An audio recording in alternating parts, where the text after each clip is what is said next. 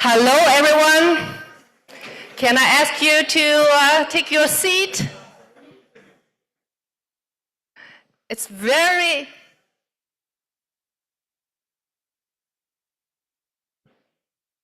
I'm so excited to introduce to you a distinguished keynote speaker, Dr. Wang Jian from the Zhejiang Lab. He's the director of the Zhejiang Lab, which is a collaboration between the Alibaba Group and Zhejiang Province. And he's also founder of Alibaba Cloud. And he's academician of the Chinese Academy of Engineering. And most importantly, he's the initiator of a city brain, what the deputy mayor mentioned on Monday, the Hangzhou city brain. So Dr. Wang is the brain behind the city brain. So let's welcome Dr. Wang Jian to take the stage.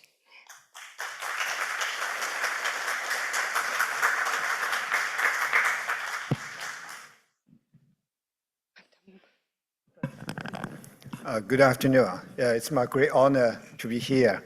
And just as I said with Yana, I really like Earth intelligence. Just a few years ago when I started City Brain, I would rather call it city intelligence, okay. And it's really about the intelligence about the city. And so it's great to be here. And I'm sorry that actually, if I know what you're interested in before, then I should talk more about the city. But today I will use the GeoGTP as an example how actually AI could help solve the problem we have today and how AI could help us define the problem we have today. And most part of this still very related to the work you are doing, okay. Oops, it doesn't work.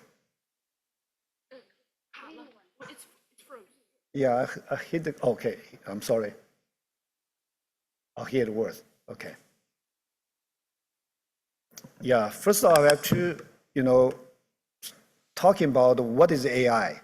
It isn't a buzzword, but we never give a very clear definition. We probably don't have that, but I still want to review and tell you what I'm understanding, what is the AI. So just a few days ago, I was in New York to attend the Summit of the Future, and they just released a document as a list over here, Governing AI for Humanity. And its translation of Chinese is very interesting. And if you can read that, 治理人工智能助力造福人类. I think it's not a literary translation, but it does reflect what the meaning behind that. Actually, the first paragraph of this document are listed over here. It's talking about artificial intelligence is transforming the world. So it's more than just technology. This is the first time we are talking about technology that is going to change probably the aspect of the life we have today. And when you look at history, I always said AI has a long past, but a very short history. It seems that it's a very conflict statement, but that's exactly what's happening for this area. So why we said it has a long past? Actually, it can goes back to the early 50s or even like late 40s. So this is a diagram actually I like very much. So thinking about when we first having an AI, the people talking about intelligent machine with Turing's the paper about the artificial intelligence. So that's really the long past. If you look at the Turing's first article, they mentioned about the relationship between the machine and the intelligence. That's the first paper talking about its relationship. There's two interesting observations you can find over here. The first is, at that time, the word computer doesn't exist, okay? So that's why people call it the computing machinery, okay? And the other thing, at that time, there's no digital computer, okay? And but interestingly, in this paper, and the Turing coined the word called the digital computer. Okay, so it's really a phenomenal paper because at that age, the computer doesn't exist.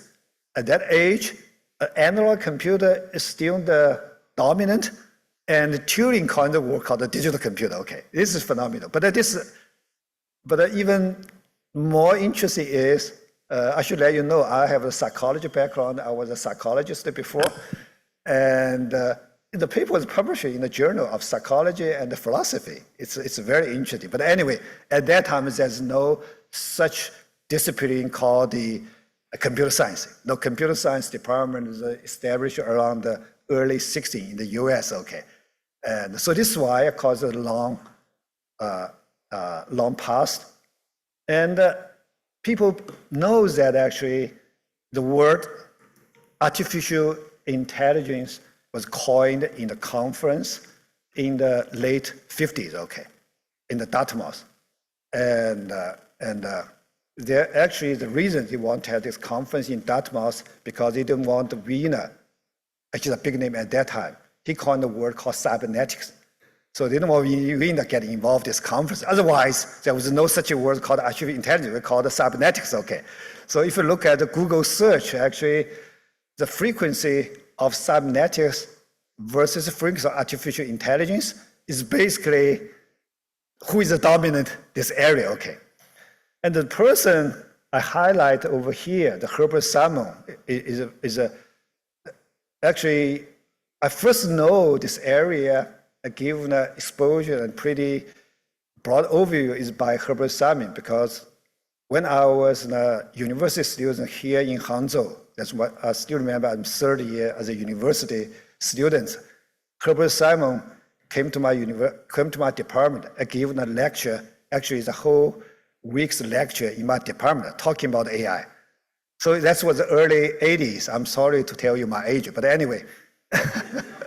But anyway, thinking about it in the early 80s, as a 30 years university students in Hangzhou, and was told about the future of the AI. I got very excited, okay. So Herbert Simon actually told me at that time that actually the next 10 years will be the age of the AI. So I waited for 10 years and nothing happened, okay.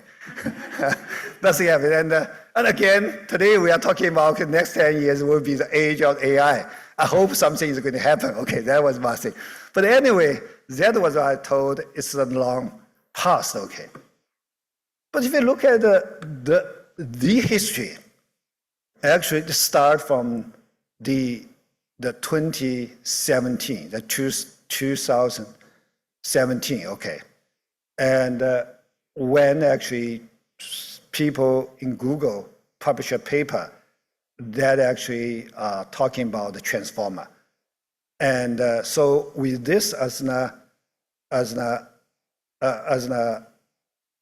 separation between the past AI and today's AI, it's just because they are basically they're totally different in terms of methodology, in terms of the all the things we are thinking about that. Okay, so I always said today's AI is not AI's in 50s. Okay, I'm sorry to say that, even though there's some carryover, but you have to think about it. It's different. Even it's completely different. Okay, otherwise we won't call it a revolution. And this is a paper why it's different. Okay. Actually, there are three things very important I list over here. I'm sorry, some are in Chinese, okay. But basically, in this paper, they propose something called a transformer, okay. That's how GPT got its name. And the second, they invent something called a token. And it's more like the DNA of the data, okay. And also, interesting thing is, this paper was written by the scholar at the Google, but ChatGPT is invented by the company called OpenAI, not the Google. So there's something really about the organization issue behind that, okay. So that's really remind us when to do innovation, you got a lot of things you have to think about. It's not just the technology. It's not just about whether you have the money and whether you have the people, and thinking about, for the Google, they have the few thousand people working on that. But at OpenAI, they only have 600 people, okay? And so it's a lot of things we have to think about it. And then you got in the later 2022, you got the ChatGPT announced. And so I view the ChatGPT announcement as really a historical moment for the transformer, okay? And also, if you look at that, the ChatGPT is really about GPT plus the chat, okay? So if you look at the GPT, it's really about technology. So a lot of people view chat as a very trivial thing, okay? But as a scientist, I always view understanding the problem is the hard thing you can have, okay? And so the people at OpenAI, they really understand the chat much better than anyone else, okay? So understanding the problem is also the key, okay? So that's why, when I, just a week ago, when I was in Seattle, I talked with some Microsoft guy, and they pretty much told me, okay, they have something called Copilot. I'm sorry to say that, okay, if you happen to use a Copilot, okay. Anyway, and actually Copilot is based on the GPT-4, but it's not can compete with the ChatGPT, okay. So you have to, even though you have the same technology foundation, it still depends on understanding of the problem and depend on understanding of the technology to make a better application, okay. So I really want to emphasize, okay, understanding problem is also very critical. And, but even more interesting is what the plus means over here. So for me, plus mean is not just having a technology and you have a scenario. You have to have in a new organization or a new way of to do the innovation to get things done. So for me, the plus over here is a company called OpenAI. Okay, so you probably know that it's a pretty interesting. So OpenAI is a fuzzy word. Actually, few people don't know exactly what it is. Okay, at least we have the two OpenAI. The first is a nonprofit OpenAI, and the second is OpenAI we're talking about a lot of today is the OpenAI LP. Okay, and we even don't know what's the relationship exactly between them. I just saw a news. It was so OpenAI thinking about they got another OpenAI that is another incorporated company to do the future work. Okay, their CTO just resigned. So 4 key members of OpenAI, only Altman left. Okay, 3 of the guys actually left. Basically, it's a very dynamic organization. I'm not sure whether it's going to be a success or not. But anyway, you need some new way to do that. And again, I will emphasize for any innovation, organization is important. And also, why it is important to go beyond the ChatGPT because of transformer. So I want to use this example like a weather forecasting. So weather forecasting is a very traditional application, and traditionally you can call it numerical weather forecasting. Okay, so using the transformer to do the weather forecasting is a new way to do that. And so today, we're pretty happy to see that actually weather forecasting could use the same methodology that we used for the ChatGPT, even though they are two different applications, okay? And a lot of get to know today is you went to a website and you put some text, you get an image, okay? And this is some of the people thinking about, okay, what AI can do. But with the same methodology, you can do the protein structure prediction. So when AlphaFold 3 launched this year, they basically use the transformer plus diffusion. And you know that probably for most of people, transformer plus diffusion is used to do the text to image, okay. But the same methodology can be also used for protein structure prediction. So my point is that the methodology and technology behind the different applications are the same. Okay, so that's why it's very different from previous AI. The previous AI is the methodology and the model is very specific to the application, okay. There's no unifying framework for us to do that. So that's actually limited its use in different scenario, okay. And again, and there's a different way to thinking about why this exciting moment. So the CEO of NVIDIA, the Jason Huang, last year when he talking about ChatGPT, he used the word ChatGPT is the iPhone moment of the AI. And this is from the industry point of view. But actually, the structure of this statement is copied from another statement, okay. And that I like very much. Just when AlphaFold was out, and the people basically say that AlphaFold is biologist ImageNet moment, okay. And so the ImageNet is the key word over here, and it's really reflect what's the whole lot of methodology behind that. And then I want to introduce another paper that was published in 2012, 5 years before the transformer was out, okay.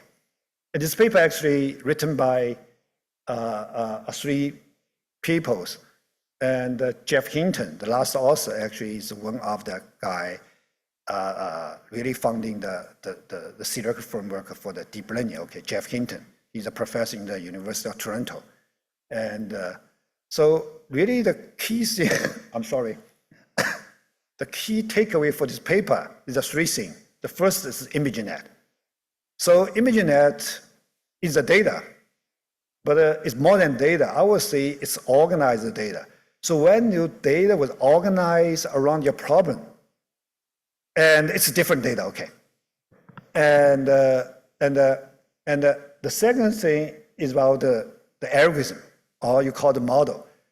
That's the convolution neural network, okay. And the thinking about ImageNet is not new at that time because ImageNet was there long before the 2012. And the CNN is not new at that time. But when the data met and the model together, they got something new, okay. And even more interesting, you got more computing power. So thinking about it, before the 2012, people using the CPU to do all the calculation, okay. So this is the first paper using the GPU to do the scaled computation, okay. So this is the first time in the paper they combine the data, model, and the compute together. That's laid the foundation of the whole framework that we had today. And why data important for this paper? And this probably is very interesting 2 statement, okay. The first is really about sometimes data is more important than algorithm. That's one thing so you can look at why data is important. And also sometimes data will redefine how we think of the model. So I always say that data is not just to help you to solve the problem. Data is going to help you to think about the problem, okay, to help you to define the problem. So I think with the AI, we are in the era that actually data help you to generate something new. I'm talking about it later, okay. And I really want to show the graphics card and that paper use, okay. It's not a whole lot advanced graphics card. And today people talking about the computing power and was monopolized by some big companies. But at that time, it's the regular graphics card. And it's in everyone's home, when you play the game, that's very regular graphics card, okay. But the two students at University of Toronto actually using two cards, and to do that, and to change the whole research paradigm, okay. So that's the money versus innovation. At the beginning, innovation is critical, okay. When you got the innovation done, and the money is getting important, okay. But I love the innovation instead of the money, okay. Anyway, but you know how many computing power for these two graphics cards? But at that time, these two graphics cards could equivalent to almost 10,000 CPU at that time. So it's a lot, okay. It's a lot. But anyway, it demonstrates, even though it's two simple graphics cards, but it still demonstrates computing scale is important. And again, this is summarized. I'm sorry, it's in Chinese. I should put it in English anyway. It's basically, it means data times model times compute and times the scale over the square is critical. So it's eventually, it's all about the scale, okay? When you got scale, you got where we are today. And you probably heard a lot about the scaling law, but I personally think scaling law doesn't tell the whole truth, okay? Basically, in every aspect, you have to think about everything in scale. That's the way we solve this problem. And why scale is important? This is personally my favorite, quote. Anything you times 1,000, you change the problem, okay? And that's what's happened in AI today, okay? It's more than just the scale. It's not just that you're having a small room to a big room. And when your room is big enough, it's not in a room, it's a conference center, okay? And so scale help us to think about a whole different thing. And then come to us why it's important for the research and why particularly for the geoscience. That's why we choose the GeoGPT. So this is a traditional way to thinking about the research paradigm, okay? And I like this diagram, so I used it over here because there's three things he mentioned about here. I underlined over here. The first thing, he's talking about the scale. He knows today we have to think about the scale. The second is mentioned is really about when you thinking about that. So basically, AI is going to help you to generate a hypothesis instead of just to help you to solve the problem, okay? So it's mentioned a lot of things that didn't mention before, okay? So let's see why data and could help you to think in things differently, okay? And this is a pretty interesting quote I like very much. That was a long time ago. There's no concept of satellites, okay? But we even don't know. We even at that time we even think that the Earth is the center of the world, okay? But the people start thinking about it. When we stand on top of the Earth and look at that, and we could change our mind about what we thought, okay? So this was a very early day. And just 70 years ago, and Sir Fred also envisioned if you took a photograph of Earth from the space, then it's going to be changed a lot of things. But again, that's later 80s, okay? There's no satellites. And we even don't know how Earth looks like from the space, okay? But the people just envision that. And very fortunately, and in the 70s, and thanks to Apollo 8 and Apollo 17, we took that two amazing pictures. And we really like one of the astronauts said, okay, we came to discover the moon, and then we actually discovered the Earth, okay. These two pictures actually changed the way we think about Earth, okay. And actually, what we think, what's the change from these two pictures. And this is a paper that actually published just a few years ago in the Nature and talking about this picture. So the author basically said, okay, this picture sharpened the research folks on the planet as a whole. And he showed a diagram on your right. The first arrow basically tells the people for a particular research discipline, organization played a big role. Okay, just like Jill, okay. It's an organization, I do believe it's going to be changed a lot in this area. So this is for your left arrow. The middle arrow basically tells the research is very important. But my point is on the right arrow, there's a red square over there. This square is talking about that picture really help the formation, the birth of the Earth system science, okay? So the events, even a picture, that helps a lot to formulate a research area, okay? And I'm glad, I found that these two pictures actually in the textbook called Earth Science. Basically tell you this is the first time we're thinking about the Earth as a whole, and then actually the birth of the Earth system science, okay? And then we're thinking about what actually the AI or what the data could help and the research scientist. This also is in a paper that published almost 10 years ago. They actually having a very basic 3 requests, okay? I underline over here. The first is to use all the data. And second, I got to know all the research results.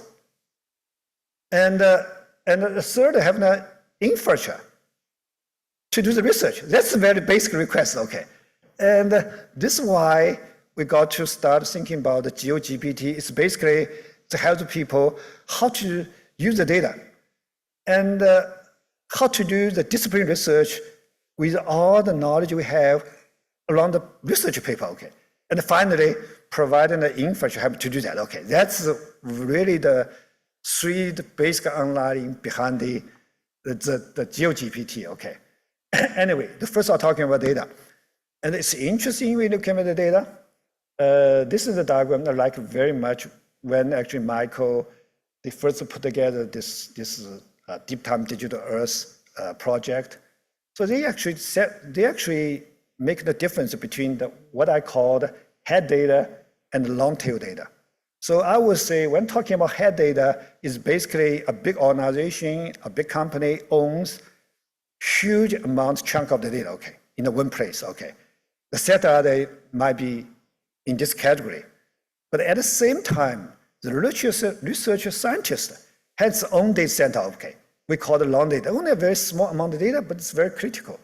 So the challenge is how we can widen these 2 data together, and so we can do something different, okay.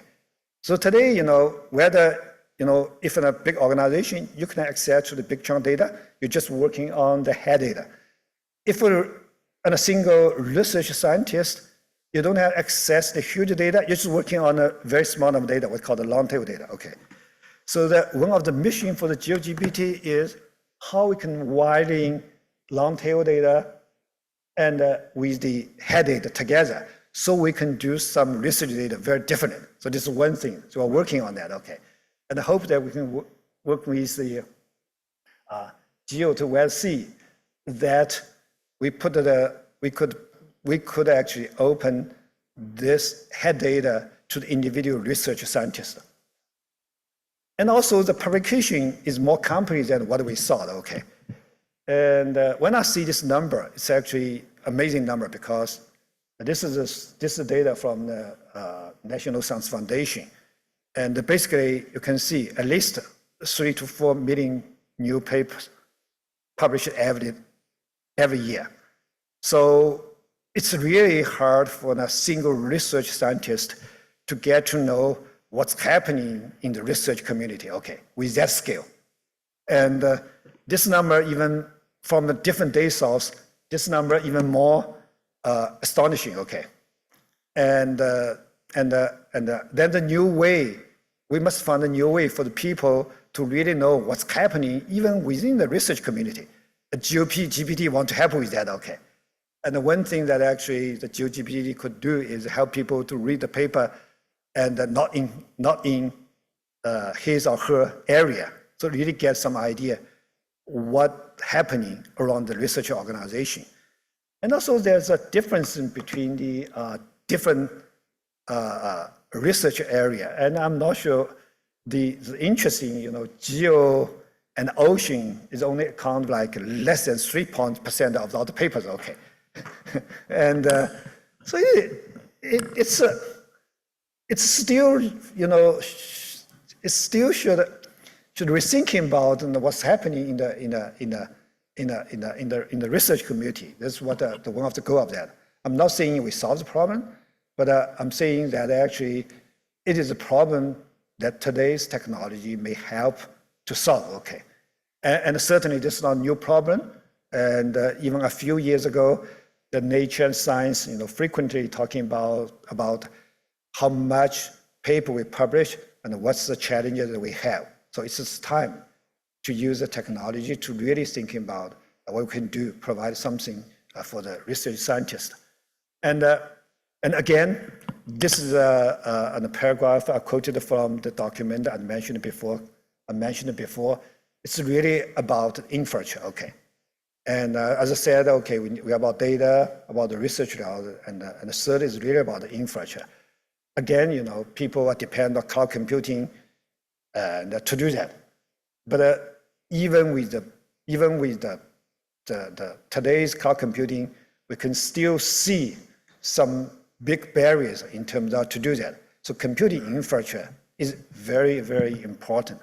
So if you look at this diagram, as you can see, from cloud computing era to mobile to AI, you can see that one thing is very, very unchanged is the infrastructure. So you can see that actually in the cloud era or internet era, that AWS, Azure is basically a cloud computing service provider. But with the AI era, in this diagram, they viewed NVIDIA as an infrastructure provider, okay. So again, the computing infrastructure is important. And now we add something new with the AI. And the diagram shown over here is basically tells us data is really an integral part of this infrastructure, okay. And so anyway, today you really cannot separate computing from the data. So my point is really today you really help the research scientists and help them use the data, help them to get the research result in the community, and helping them the right infrastructure is the three of the things is very critical. And that's how GeoGPT want to help, okay. Anyway, go back to this model, this research paradigm shift. You're thinking about we actually having a computation intensive to the data-driven and to the model-based, okay. And actually, these three are all related to something, what I call the computing.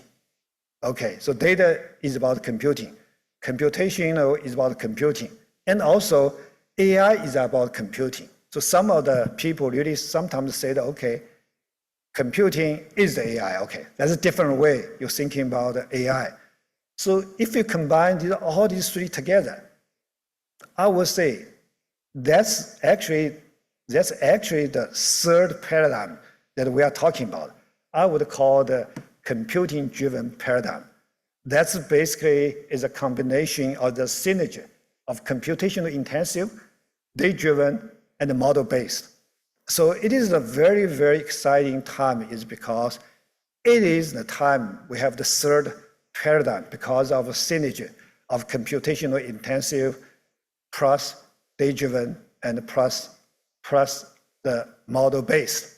And actually, this is an article and published in the Science magazine in the May of this year. And he basically coined a word called computational creativity. So again, it's more than just to help you solve the problem, help you to generate hypothesis and solve the problem. So he calls computational creativity. It's more than just a tool. It is a tool to revolutionize the work that we are doing right now. And again, GeoGPT is just such tools, okay? So we just demonstrate GeoGPT in IGC just a few weeks ago in Busan, and also we demonstrated in the GSA just a few days ago in Los Angeles. These are two important, international conference in geoscience, and we're going to demonstrate that in the AGU which are in November, actually, yeah, in November. So it's a lot of effort we're doing right now.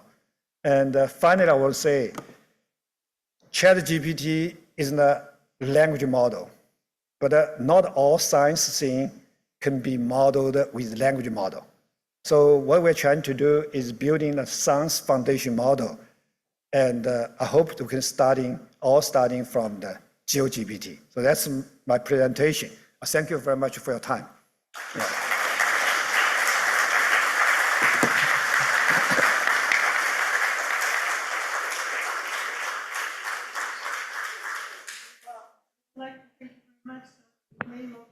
The organizers of the other conference and the audience. I'm sure it was very inspirational for everyone to take distance and make the synthesis of so many things. Thank you very much, Dr. Wang.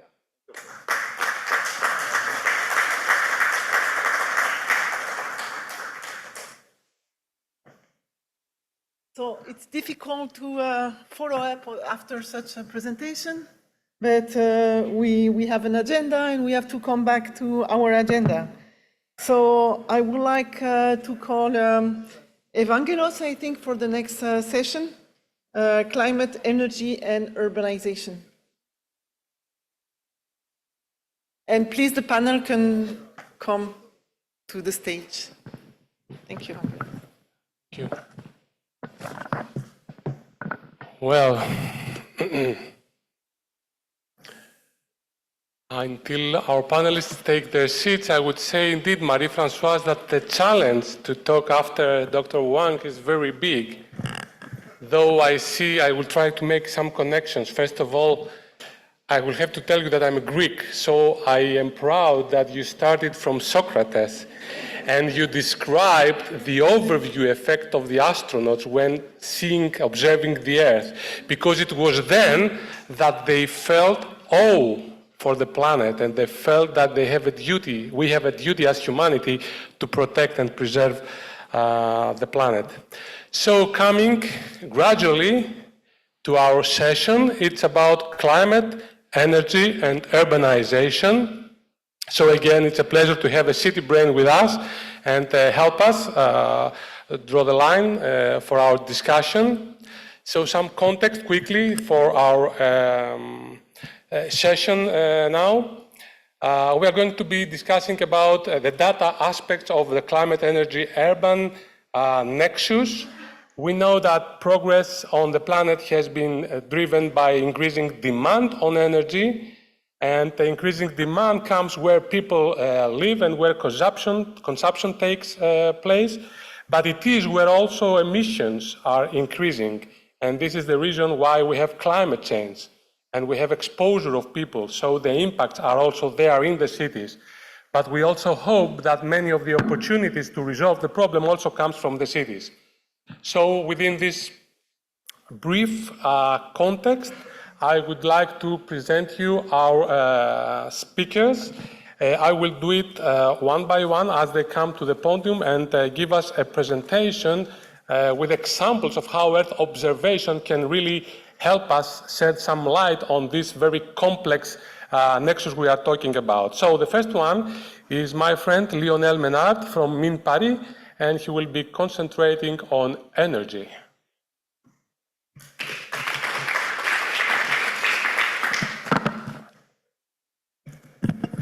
Thanks a lot, Evangelos. Welcome to this session on climate, energy, and urbanization. So I'm very glad that this new focus area, climate, energy, and urban, has taken place because it will basically create synergy between activity that I'm conducting for several years now about renewable energy, and especially you will see about how solar energy is key in urban area. And I'm really thrilled and pleased to be part of this new focus area.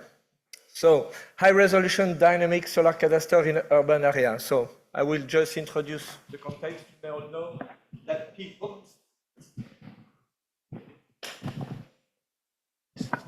Yeah, thank you. So you may all know that I need to be close to the screen. My eyes are getting poor. So the PV on rooftop and canopies in urban area are very interesting because they allow for renewable energy electricity production at low cost, or already enterprise surface, and such as building roof and parking lot as well. We see that we can compute those high resolution information on parking lot.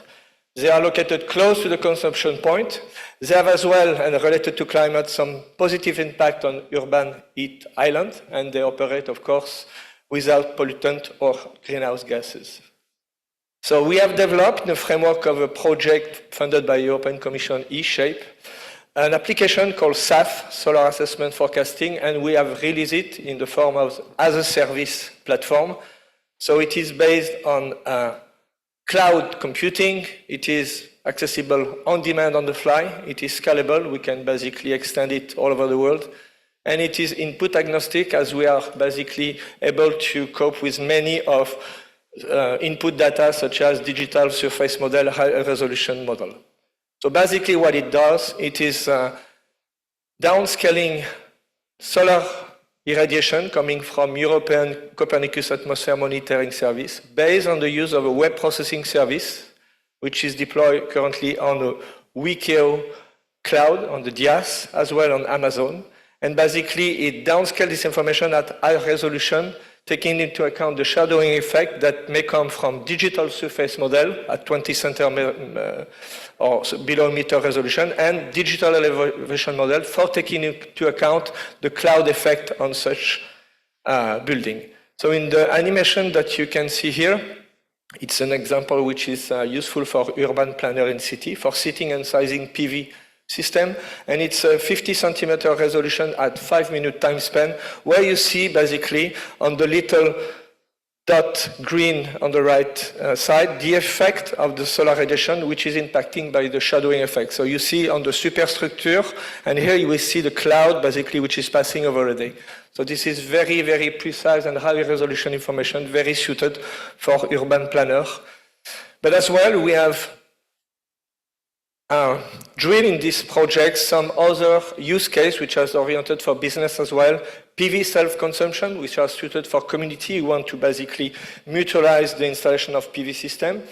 PV integration on the grid. These are basically mostly designed for what we call, distributed system operator, basically Enedis in France, so the guy who are distributing the electricity. They want to know if there is a massive load of PV system, how does this impact the connection node? And we are as well having some preliminary studies on energy trading for forecasting solar information. But the good thing as well is that this tool is capable as well to doing some solar cadastre. And we have currently running an example of the city of Marseille in the framework of a Destiny project, EC-funded project, where basically we are using the same tool to create solar cadastre. So the city of Marseille, you have some numbers about the surface, the population, and currently the yearly electricity consumption, which is over 3,500 gigawatt per hour. And you see that the PV production is very low, below 0.5%. So when you want to assess the potential of this solar cadastre, you can start by applying a footprint surface on the building. So currently it is representing 26 kilometers. We currently exclude the the parking area. This is basically a shoebox model, what I call it. And you end up with a theoretical PV capacity of nearly 5 gigawatt peak, with a theoretical annual PV production of over 7,000 gigawatt hours. So this is a very rough model. And if we want to go in further detail, we can apply digital surface model, DSM, using, in our case, LiDAR data at 20 centimeter resolution. And we apply this and basically provide us two output, the max local slope, so basically the inclination of the roof that we cut below above 50%, and the planarity, which is basically suited for install the PV system. If it's over 10 centimeter, it is not fitting a good installation for PV system. And then we reduce by half of the surface the footprint for such installer. So it is very interesting for a city who want to plan to move basically from very coarse information to more detail. And at the end, when we have this surface, we basically downscale the CAMC radiation. We take local orientation, the local horizon effect with the DSM, 20 centimeter, the far horizon, and we end up with a product at 1 meter, by 1 meter, sorry, resolution. And you have this yearly radiation map over Marseille, which is basically provide you this type of product.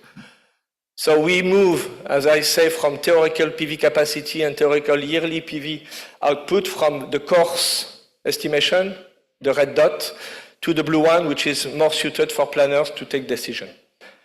So to conclude, this solar cadastre basically address cities for climate neutral and energy transition with high resolution static cadastre, taking into account the local and remote shadow effect, but it can as well accommodate some business-driven analysis with on-the-fly computation on demand for time series of high-resolution solar radiation. And I put some numbers here to tell you that the creation of this solar cadastre is not a big deal. We are not in the, let's say, big data era. It's basically 10 working days, 4-hour computing with a very low server and not only more than 80 gigabytes of disk space, so very affordable.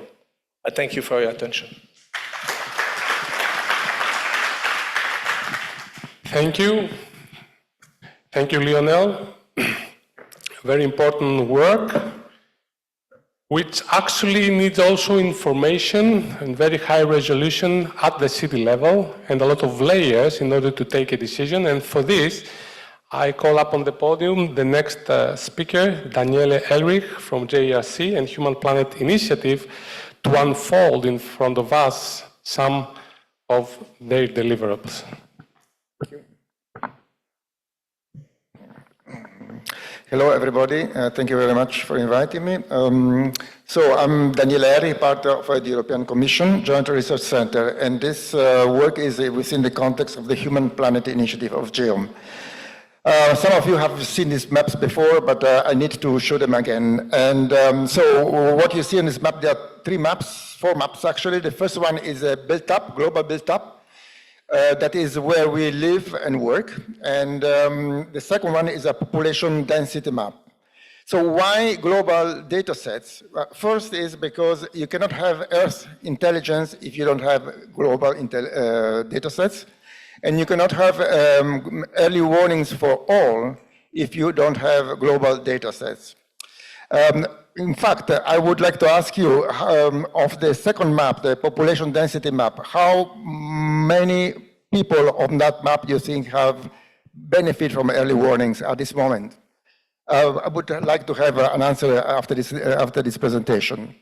What we are doing here actually is not only those 4 maps. There is a range of maps which are identified by the icons below, which I cannot go in detail, which have a twist on each of those maps and provide a little bit more information. And I will just touch upon a few of those. We, our Human Planet Initiative, are also doing capacity building on many countries in all continents to create national maps. So these are gridded maps, as you see, and we are training national governments to create gridded population maps at national level, and also creating gridded maps of settlements types, that is cities, towns and semi-dense areas or rural areas, which is the third map I'm showing you. Why? Because that helps to define in a homogenized way cities across the globe. And we have identified 11,000 cities for which we can provide information. So I wanted just to briefly go over also the fact that all of the data that we have are temporals. They start from 1975 and up to now, and they're going to be updated. What I'm showing you here is a simulation of population growth from 1975 up to the present and modeled up to 2030 for the region of Guangzhou. Now, it is important for you to know that this is available for you, for everybody, on the Knowledge Hub, and it is available also for all parts of the world. So wherever you are in the world and you want to create a simulation maps, you can do it with the data provided by the Human Planet Initiative. So this is just to provide you the, so how many people would need early warnings on these maps? So, okay. But for mitigation purposes, there are some characteristics of our data sets that can be of use. For example, the first map, the one in black and white you see, provides the built-up surface. And it provides also information about the residential, non-residential areas, provides information about the blue area, the rivers, the lakes, the green areas, and the spatial arrangement of these that can provide information of the to generate morphological climate zones used in heat island mapping. The second one is built-up volume and building height, which is another very important variable for modeling heat in cities. The third one map is the map of growth of the city, which provides information on the age of buildings. In red, for example, the buildings that were in 75, in white, the buildings that were in 1975, in red, the ones have been built since, and information like that. Then we have population density, we have the extent of the city, and we can outline the extent of the city, to which then we can attribute information. So we have 11,000 of cities, we have identified 11,000 cities in the world at this moment. And for each of the city, we can attribute information on the geography, of course, environment, disaster risk, socioeconomic information. And these are very important, and I wanted just to give you a few examples of the products that we can generate from this. For example, the top image provides an information about the temperature change in cities from 1975 to 2015. This is up to 2015. Now we have a complete data set with much updated variables, but that was still produced about 5 years ago with all data. The second map is about the exposure to heat extremes for all cities of the world. The third map is a map of heat waves produced within our institutions that will be used to generate then heat waves information on all these 11,000 cities. Then on this topic of this session is also emissions. So the map shows here emissions for cities in 1970 for PM 2.5 and for 2025.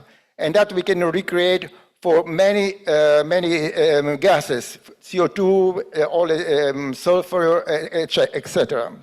What is important is to know is that all this information are already included in policy reports. So this is, for example, one is 11.2, SDG 11.2, but they are already absorbed in reports that I'm not able to show to you now, but I'm happy to talk to you after this conversation, this presentation, I'm sorry.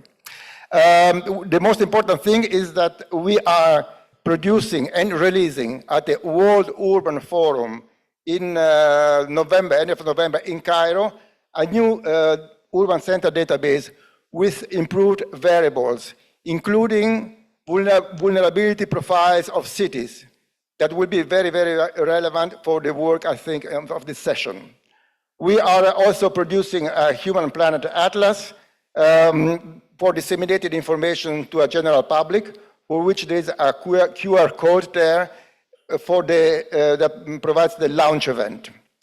And finally, I just have the last slide, a number of links from which you can access our data, the email. We have also the GeoKnowledge Hub web page that will host all our data. And with this, I conclude my presentation. Thank you very much.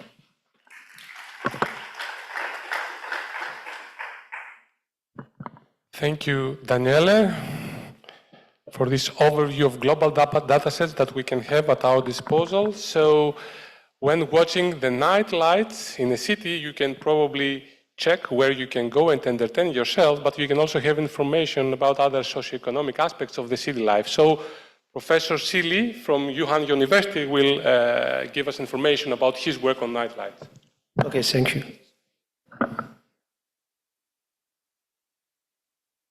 Okay, so let's look at the night and what the Earth looks at night, and what kind of information can be retrieved from the nighttime light images. So firstly, I would like to talk about something about the project of the GeoNight light. As far as we know, the nighttime light is able to reflect global economic distributions, so we can see the difference between the developed countries and also the global south. There's a much difference, because lacking of electricity may making the earth or the cities dark at night. So many sustainable development goals indicators are related to human activities.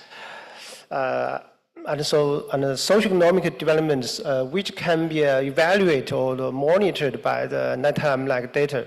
For example, the World Bank released some report using nighttime light images to track the electrification rates as an SDG indicator.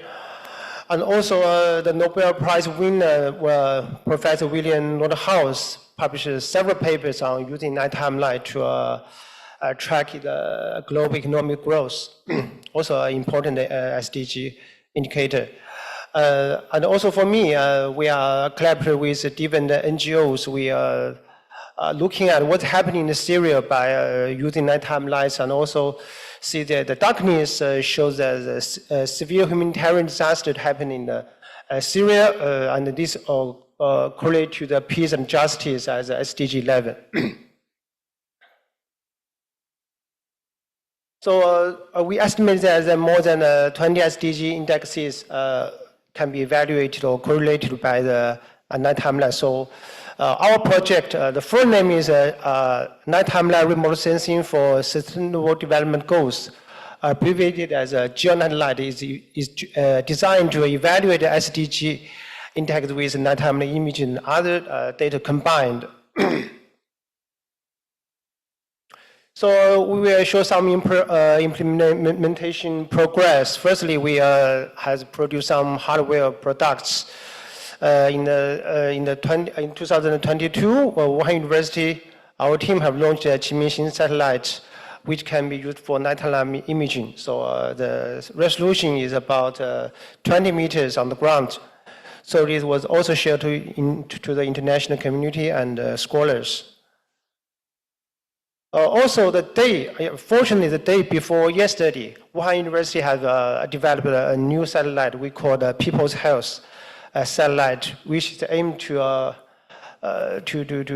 monitor different indicators related to the environment, which can be used indexed for the public health, including nighttime light, also called a low light. So this image has about 40-meter resolution on the ground. So I think in the upcoming days, we will get the data very quickly.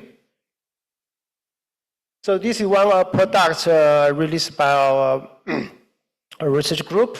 So this is the left is a nighttime light in Africa, and using machine learning by combining the different GIS data, we can produce the wealth index for the Africa continent. We can see different colors represent different wealth levels or poverties.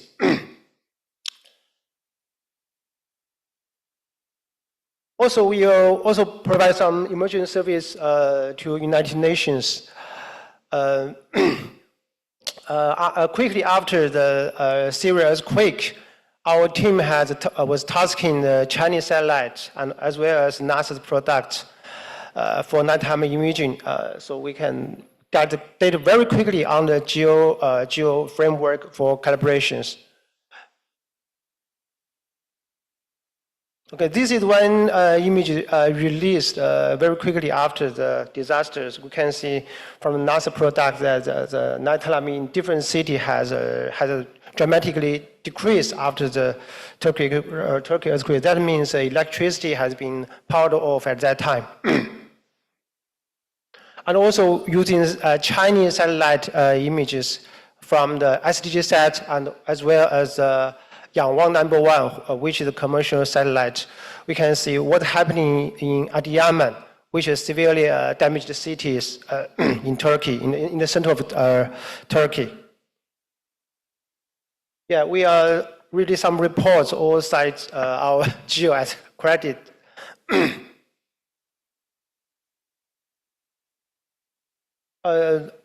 So fortunately, the United Nations High Commission for Refugees also cited our report as the first version of the evaluation report for the Turkey earthquake and also the OCHA.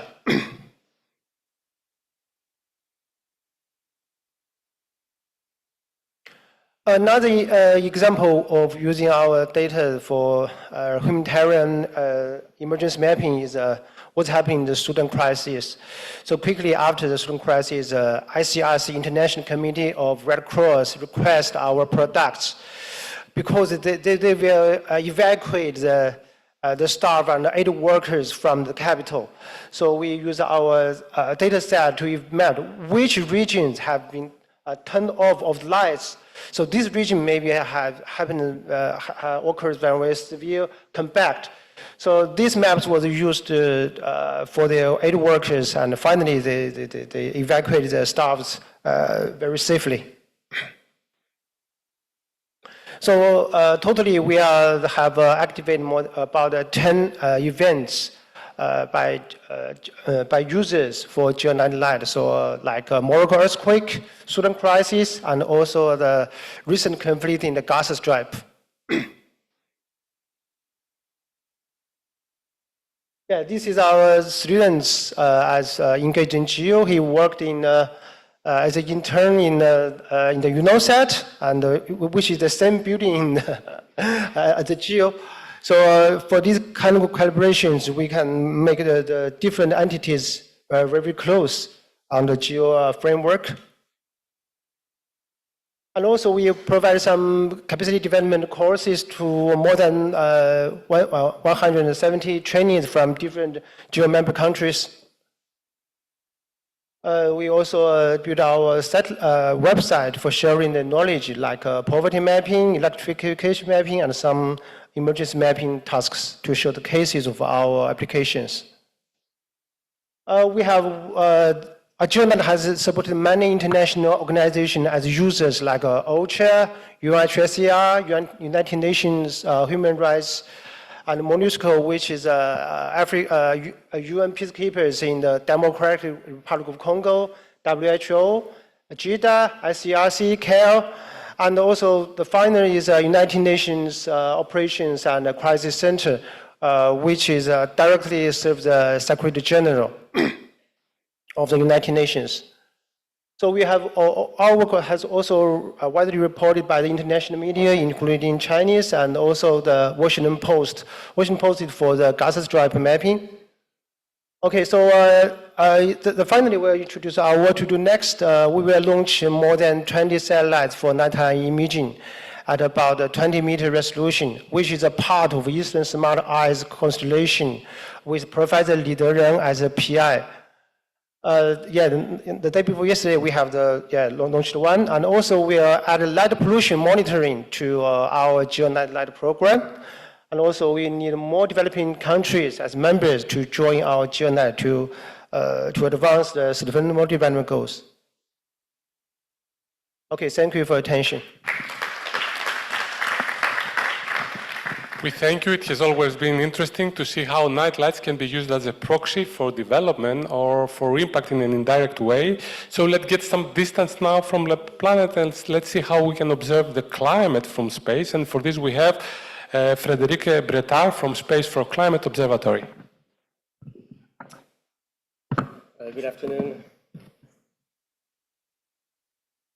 Okay, so I'm Frédéric Bretin. I'm working at the French National Space Center, and I'm leading this international initiative, the Space for Climate Observatory. So I will talk about this initiative a little bit, and actually the interactions we had with GEO.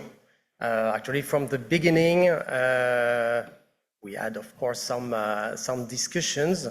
But the most important here is that we are the participative organization of GEO, and we have some concrete works for the last 6 months, actually, with the Geo Knowledge Hub, and I will come back to that. So the scope, what is it?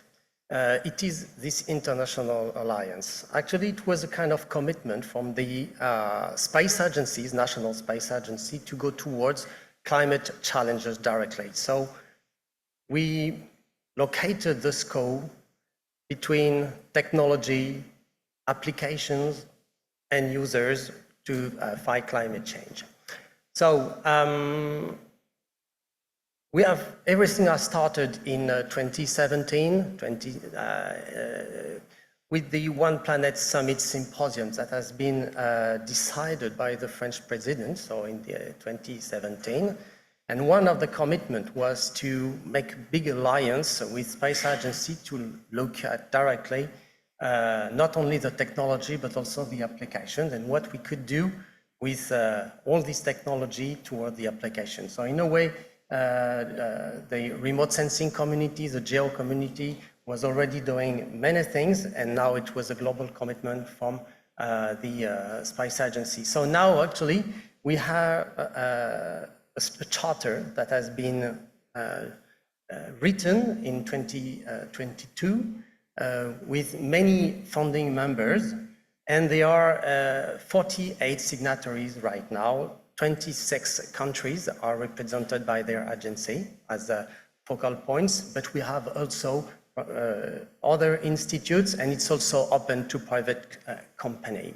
So you see we have big agencies like the ESA, like the CNES, France, Chinese. Our Chinese colleague was presenting the SCO in China in a session this afternoon. So the US, we have 3 UN programs as well, and we all work together for the charter, for the working group, for global governance. So this is very important. So we aim to support the global climate actions. We want to promote the use of Earth observation data. And what is of importance as well, I'll come back to this point afterwards, there is a full article on the charter dedicated to the exchange of knowledge and open science. So we have already integrated this item in our charter. Well, so the SCO is a machine that will accredit some projects. It's a recognized accreditations with many reviewing process. So we will design some projects to be SCO compliant or not. There is a high-level partnerships. I used to say that the SCO is also diplomatic tools for space agency, for space diplomacy of each country. It is the case for France, and I was talking with my Chinese colleague from the AirCAS, and actually it's a very important diplomatic tools for the relations between France and China. We try to develop a strong visibility. Partnership with GEO is also part of this strategy, and we have a dynamic portfolio. So what is the portfolio? It is a set of projects here that we have, that we made emerge actually for the past 5 years. So we have projects from every countries, many different thematics like biodiversity, agriculture, extreme event, everything concerning coastlines, erosions, and problematics like that. So this project emerged from a call for projects, yearly call for projects. We have currently, the call opened until the 17th of November. So it's very easy. It's a 4 pages project, and and then there is a full reviewing process that will come to be included in our global portfolio. So these projects are located mostly in Europe, but not only. We have strong collaborations with French institutes, the French Institute for Research and Development, the IRD. Maybe some of you know these institutes. There are some people on site, and they know very well about the local problematics, and they try to make the best use of Earth observation data for local problematics. So in our projects, we try always to have a final user, at least one, maybe more, the scientist, in order to validate the algorithm and to be the scientific caution. And we try to have also companies to deliver the service. So the SCO is kind of accelerator of services, okay? All right, just some figures and I will finish here. 42% of these, the statistic are over the 33 projects that have been delivered from 2020. Almost half of them are implemented on open platforms. So directly on, you can type the URL and go on these, for instance, deforestation platforms. This is a Tropisco here, Tropisco. We have some stock water. It is a platform to monitor the water into dam. Bond SOS also, it's early warning systems for on the delta of Bengal in Bangladesh under typhoon conditions. So these products are open. These products are these services, I may say, are fully operational. This one is interesting because everything has been transmitted to the local Bureau of Flood Emergencies, and the collaboration was working very well. So everything was free from for the Bangladesh point of view, and the collaboration went very well. And it has been used for the last Remal cyclone. If you go on the platform, you will see that we could replay the different predictions that have been set up in this software. And I will finish on this point related to the collaboration with GEO. Over this project, we all are looking for visibility, how our application can be used. Sometimes it's quite difficult for a space agency. We are far in space. How can we be sure that the application are really used? So we made this partnership with the Geo Knowledge Hub. All the projects, the 33, are already packages, so we're very happy for that. It gives us a high visibility on the different applications. It's also helped for us to make the promotion of open knowledge, open data, and I think it's a very dynamic collaboration together. So you can go on this community, and we have a LinkedIn account, very dynamic LinkedIn account, if you scan the QR code, as well as the website. And I thank you very much.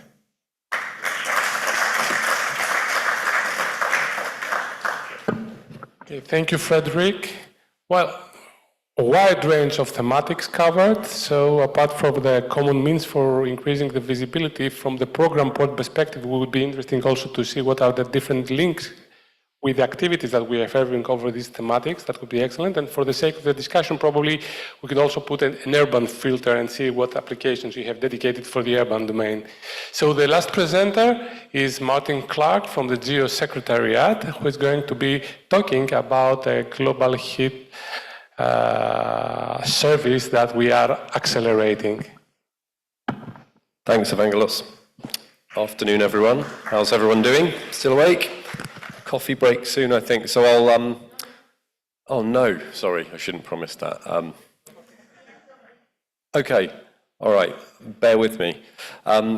So Global Heat Resilience Service. I've talked about this a few times during Symposium, and a question I keep getting asked is we've talked a lot about the why. Why is GEO, or what challenge is GEO trying to respond to? Why is GEO a great organization to make a contribution to this very well recognized now threat to human health, extreme heat? And so today I was going to talk a little bit about what we actually have in mind when we're talking about a global heat resilience service and how we're going to go about building that. But as they say, a picture, or in this case a video, speaks 1,000 words. So if Felipe would oblige, we'll just show you a short clip made by a very talented filmmaker, Mr. Alex Breckner, also the communications officer at GEO.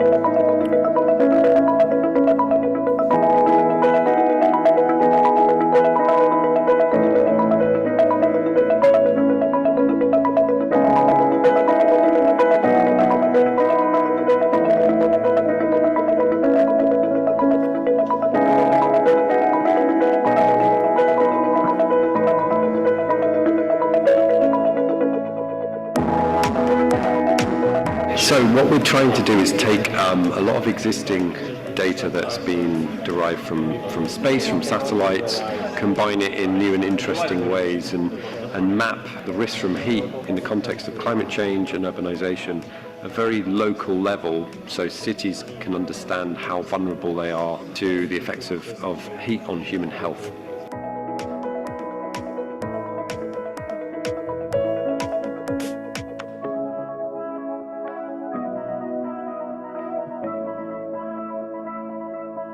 For me personally, hearing on the news every day about climate change and about heat, I really thought that this challenge in particular would contribute a lot to finding solutions. The main technical challenge is that there are so many data sources that you need to build more simplistic and very clear user experience because it's easy to get overwhelmed. So our goal was to gather all the data to get the heat risk profile, the heat impacts, population that is exposed, vulnerability, exposure, so these kind of things, bringing all this data together for then the developers to make a nice platform out of this. I'd just like to see it used by every politician that there is, every mayor that there is. I really feel like there's a lot of potential. Imagine a world where every city has access to precise neighborhood-level data presented in maps, charts, and graphs, along with proposed local solutions. That's what we started to build.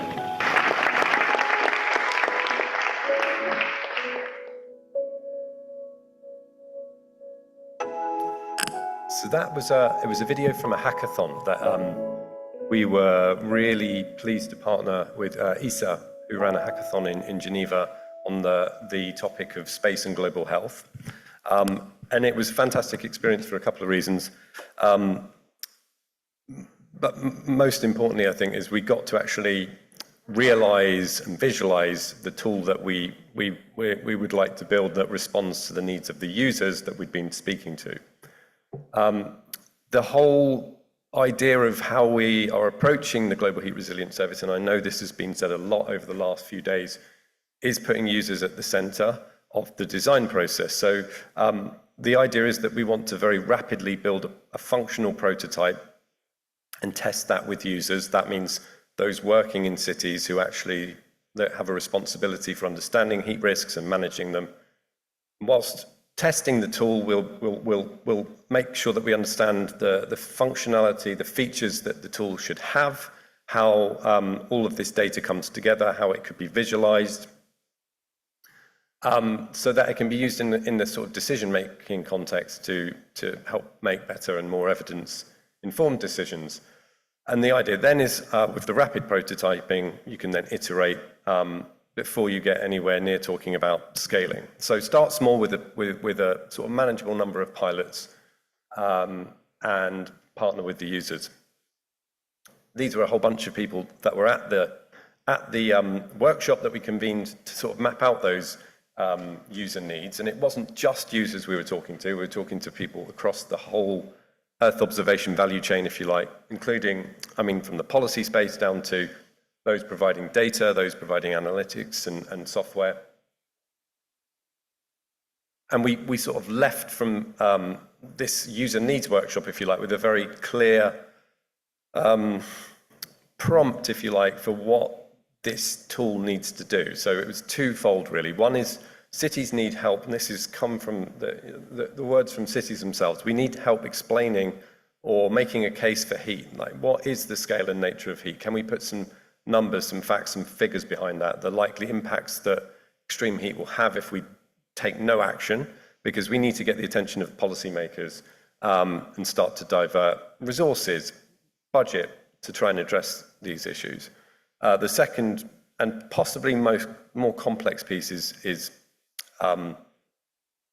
providing some information, data, evidence on what to do.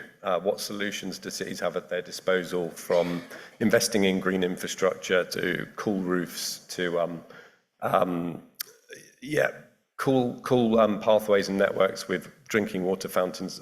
A range of solutions that, without any sort of clear guidance on what works best in what context, cities are still stuck.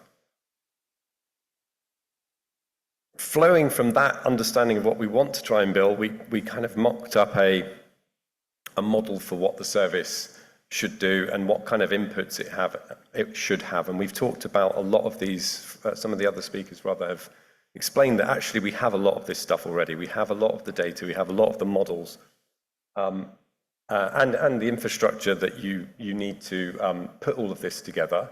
There are a few gaps, both in terms of sort of geographic spatial coverage and resolution. Do we have climate models of sufficient resolution to understand neighborhood level differences in heat? We're getting there, but not open and not accessible. And this really was very useful in putting together the challenge that we then undertook at the ESA Space and Global Health Hackathon, where 20 individuals from various backgrounds, various disciplines came together to then actually try and build something over 2 days and help us test some ideas in two areas. One was around the data analytics and putting together all of these data into models that can help us map risk at the urban scale. And then the second part really was more on the software side. What open, accessible tools and frameworks have we got at our disposal that we could use to visualize some of this information? Clearly, in 2 days, it's not very long. We've got together, I'd say, a crude model, but something that brings the Global Heat Resilience Service to life, something that is interactive, that we can now take back to the users and say, this is what you told us you wanted. Is this doing the job? Is this giving you the kind of information that you need? What's missing? What could be improved? So that's the next step, really. Piloting, selecting some cities,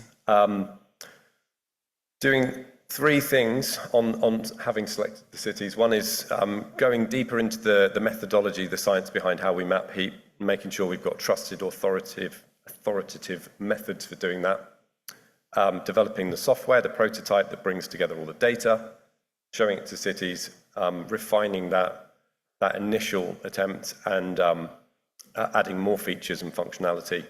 And then sort of moving from the evidence, the data, if you like, to policy and action, helping the cities that we pilot with actually develop some policy responses, some heat action plans, that even in this pilot phase, we're able to show some positive outcomes and impacts flowing from the Earth observations tool. Thank you.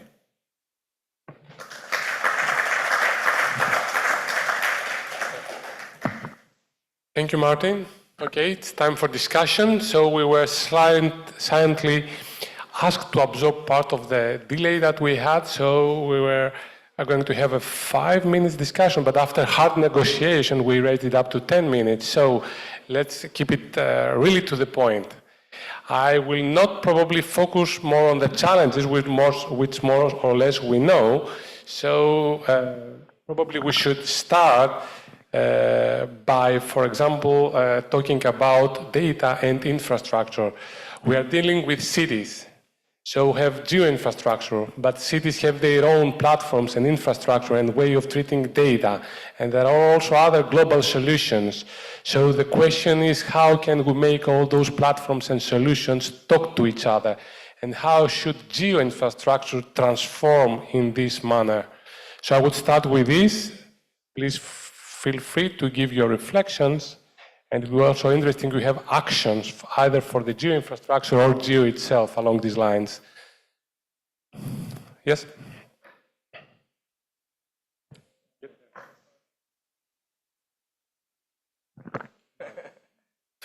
Okay, thank you, Evangelos. I will maybe challenge the sentence you made regarding how those cities have their own infrastructure. It's not. So we are currently co-designing with the city of Marseille, and though they have some, let's say, GIS team, they are currently not in a capacity to operate at large scale dealing with high power computing infrastructure such we can think of. So I think this is the first point, and this is very interesting because we, EO practitioners, can basically be the intermediate person between the cities themselves, try to assess the need, whether it is climate, let's say, or energy in our case. We do this use case quite well. And the fact that we know as well as we are currently in this ODOC, we are quite already knowledgeable about what is at stake, what is available, what are the need to transform this into, let's say, machine actionable tools, collecting data and put them on those big infrastructure. And we all know this in Europe, we have many layers. So selecting, choosing the right place. So to that respect, I think this forum, and especially again, I would like to outline my gratitude to have this new focus area between climate, energy and bird should be the proper things to discuss, to potentially bring those stakeholders in cities which maybe be thrilled and be very interested in having this discussion with the practitioner that we are. And I think it is the combination of all this that may basically scale up the knowledge, the practice, and as well the delivery of product for the cities, whatever you select, and the thematic which belong to this granule. I'll just add to that a little. I think it's fair to say no one city is the same as another, and capacities and resources available to each are very different. We certainly heard from the cities we talked to that not all of them necessarily want a tool which they can use. They've got their own systems, as you say. They might just want the data. So I think we need to think about flexibility. Do we need to make the data available through APIs? And thinking about the inspiring talk that we heard before we took the stage is thinking about tools like large language models or GPT-based things where maybe actually there's an argument to say we need to think a couple years ahead and perhaps we don't need GIS specialists in every city administration in a couple of years' time, but we've seen some pretty interesting examples of plain language chat GPT style interfaces manipulating spatial GIS data behind the scenes. I'm sure there's a way to go with the testing of that, but I think there's something to bear in mind that there'll be some flexibility in what's coming down the road. Okay, yes, thank you. Yes, so let's, I think two ways we can collaborate. But first, let me tell you that the Urban Center database, for example, that I have shown, is a product co-designed with users, and it is used for international comparison, and it is used and published in reports at this moment. So this is a product in itself. How can this product be customized to meet also the demands possibly of local organization? I think things can be recalculated based on, for example, city boundaries provided by the local communities. This is a way to go from top, in a sense, from bottom to up, from bottom to top. Or vice versa, I think would be very beneficial if the cities, of the many cities that provide data, could validate the database, the global database. So it's two ways, validate from bottom to top and then disaggregate from top to bottom. Okay, I think one of the issues that we should focus on for the city infrastructure for resilient city is we should strengthen and empower the Earth observation capacity. Because now there's many satellites which can observe the Earth with multispectral and at a very high resolution with optical bands. But for when some disaster happens, we still we need a huge kind of data, but always including some weather conditions. So I think SAR satellite is still in a very huge demand. Fortunately, our university also developed a Ka band satellite just launched in the last year. So we can use this kind of satellite to monitor floods and some other kind of events. But we need a constellation to include more such kind of satellites to strengthen the Earth observation capacity. And on the other side, I think observation capacity is just one point for the underdeveloped cities in some Africa continent or some other Southeast Asian countries. The main problem is still that we need more hardware of the infrastructure, not only for information. So I think we need more investment to make the city stronger, with higher ability to the other resilience. Yeah, thank you.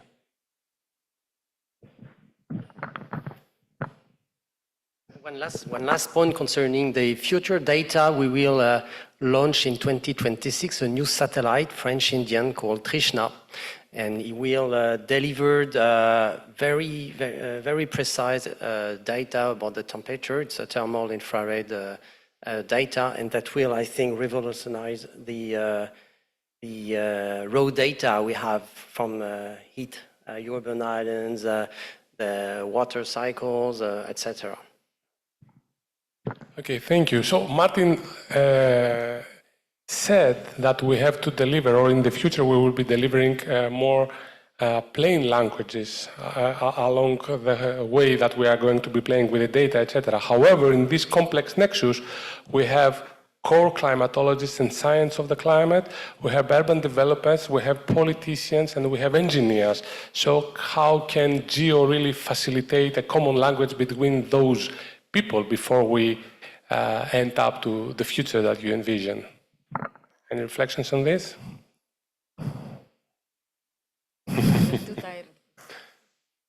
Hard times for hard questions. Hard question. Again, I think I was inspired by the talk we heard before, which was very much talking along the lines of using technology as a way of looking across disciplines and helping disciplines talk to one another and talk each other's language. I think when people talk about AI, I suppose they are immediately thinking about something incredibly high-tech and far-fetched. In fact, during our user workshop, one of the ideas that came out from one of the user groups with cities in was that they wanted a chatbot to help them. But perhaps some of the solutions about getting, folks from different disciplines talking, because very clear that even between the disaster risk reduction community and the climate change community, you've got almost quite different terminology being used, is perhaps leveraging things like AI to help demystify some concepts and have people talk to. Again, another thing that we heard a lot from city users was that they don't always know the questions that they should be asking themselves, or let alone the answers to them. So I think it's probably a case there for a role for GEO to help intermediate, as you said, Lionel. Nice, thank you. I think we have time only for one burning question from the audience. So if we can have a raised hand, we have one.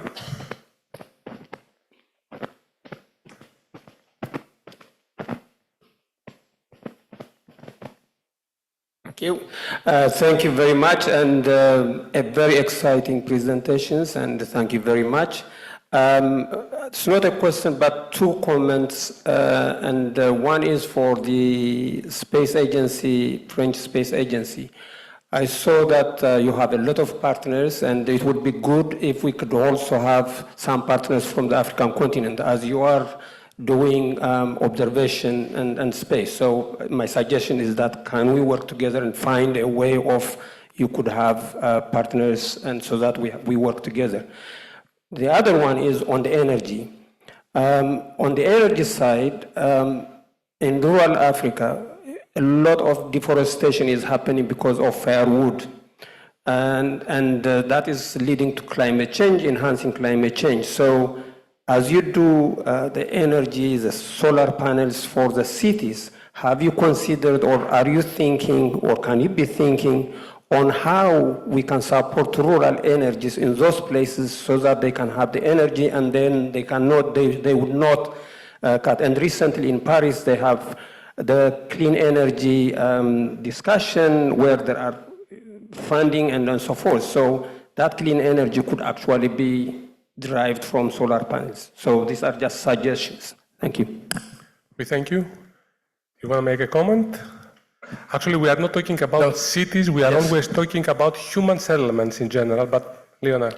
Yeah, you're absolutely right. And the idea of having those energy and PV panel and solar panel in city, for me, is key. So again, not making no more enterprise surfaces.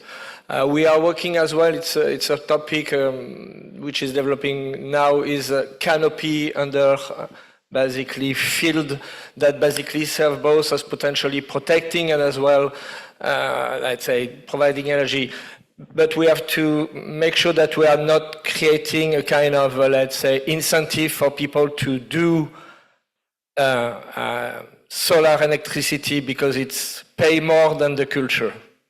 So this is as well a trade-off. So it needs to have as well a framework to be organized and to be basically. So, but again, no more PV panel in deforestation all over the planet. So this is the message I think you are conveying as well. Okay, thank you very much. So please, a round of applause to our panelists and Marie-Françoise. Thank you.